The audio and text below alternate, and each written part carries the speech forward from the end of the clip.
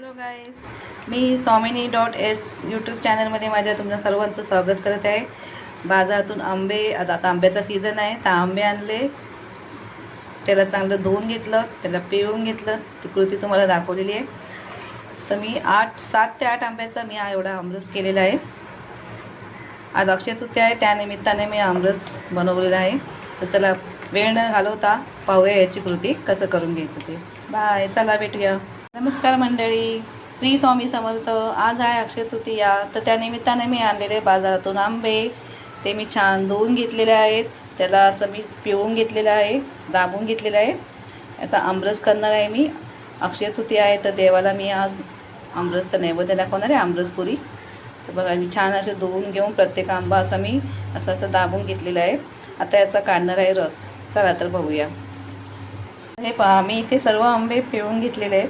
त्यातल्या ह्या बिया वेगळ्या केलेल्या आहेत आणि त्याच्या साली वेगळ्या करून हा असा आंब्याचा गर निघालेला आहे. तर आता आपण या दोन्हीमध्ये थोडं थोडं पाणी नाहीतर दूध टाकून याच्यात ते आपण मिश्रण वाढवणार आहोत. तर चला बघूया. असं मी त्या आंब्याचा गराचा रस करून घेतलेला आहे. ज्या कोया होत्या आपल्या कोया आणि सालीचा बऱ्यापैकी दाबून पिळून त्याचा रस काढून घेतलेला आहे. तर असा रस झालेला आहे. तर आता याच्यात लागणारं साहित्य बघूया. याच्यात लागणारं साहित्य, एक अर्धा चमचा सुंठ, जायफळ आणि वेलची पावडरची कूट केलेली आहे. पाऊण वाटी साखर. माझ्या घरात गोड बऱ्यापैकी लागतं, म्हणजे गोड आयटम गोडच हवा. तर कमी गोड गेला तर काही टेस्ट लागत नाही असं म्हणतात माझ्या घरवाले सगळे. तर पावणा वाटी मी इथे साखर घेतली. साखर तुमच्या अंदाजे तुम्ही घेऊ शकता, कमी जास्त. इथे मी 1 कप दूध घेतलेलं आहे आणि थोडंसं केशर घेतलेलं आहे. तर चला बघूया आता पुढची कृती. इथे मी सगळे ते आपले जिन्नस तुम्हाला दाखवल्याप्रमाणे एकत्र करून घेतलेले आमरस मी टाकलेलं आहे. आता मी घेतलेलं आहे इथे ब्लेंडर. तुमच्याकडे ब्लेंडर नसतं तुम्ही मिक्सरमध्ये पण बारीक करू शकता. माझ्याकडे ब्लेंडर आहे म्हणून मी आता ब्लेंडरने चांगलं एकजीव करून घेते.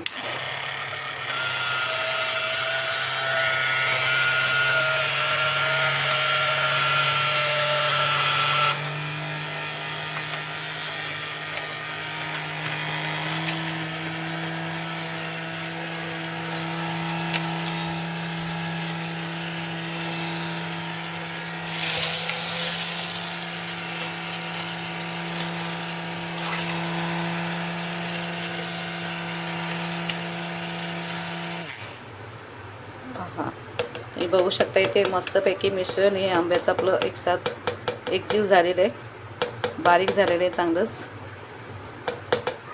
तर इथे हा माझा आमरस एकदम तयार आहे आता खाण्याकरता.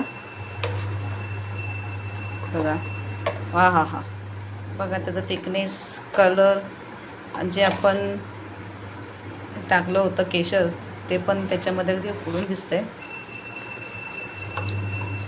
बघा, खाण्यासाठी एकदम रेडी. याला तुम्ही असंही खाऊ शकता. तुम्हाला फ्रीजमध्ये ठेवून थंड करून खायचं असेल तर तसंही खा. आपला आमरस खाण्यासाठी रेडी आहे.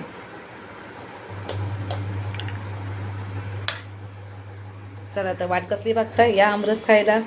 चला, श्री स्वामी समर्थ. असंच भेटत राहू पुन्हा दुसऱ्या यूट्यूबमध्ये. तोपर्यंत धन्यवाद.